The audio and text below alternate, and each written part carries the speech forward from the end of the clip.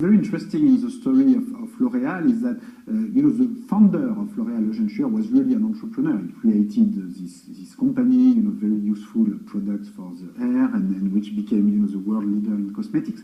Now the only problem is that he died in the 1950s, and his daughter Liliane Bettencourt never worked, and she's still one of the richest people in Europe, and in fact her wealth between 1990 and 2010 has increased, from a few billion dollars to $30 billion or euros, and in fact has increased exactly at the same speed as the wealth of Bill Gates, which, in a way is a bit sad, because we would all like, entrepreneurs like Bill Gates, to have their wealth grow faster than people who just inherited their wealth like Liliane Bettencourt. But what I find in my book, in the data, is that above a certain level of wealth, it's easier to grow very fast and to get very high financial returns than for middle class portfolio, or people who go to their bank with 10,000 euros or 100,000 euros. They will not get a return of 7% or 8% per year.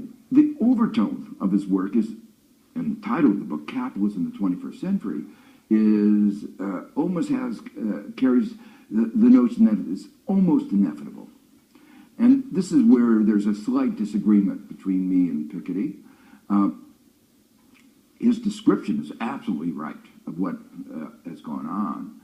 But the question is, to what extent is it inexorable economic forces, and to what extent is it a result of policies and politics? And I come more to the view that it's about policies and politics. I look around the world and I see countries like Scandinavian countries with much lower levels of inequality, and the same laws of economics operate up there in the north that they do in the United States.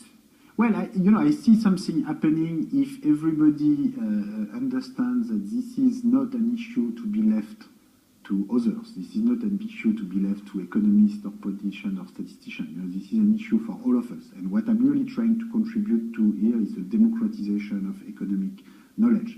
If we want to have better policies, better politicians, we all are responsible, partly for what happens. I think there are solutions. I think there are a message of hope and optimism that come from this book. In particular, the fact that private wealth relative to GDP has increased a lot more than our public debt relative to GDP in Europe means that collectively we are rich. It is our governments that are poor, which creates a number of difficulties, but we have many options to solve this problem. We will get to better policies if people don't just leave these issues to others and accept to become actors of this economic and political game.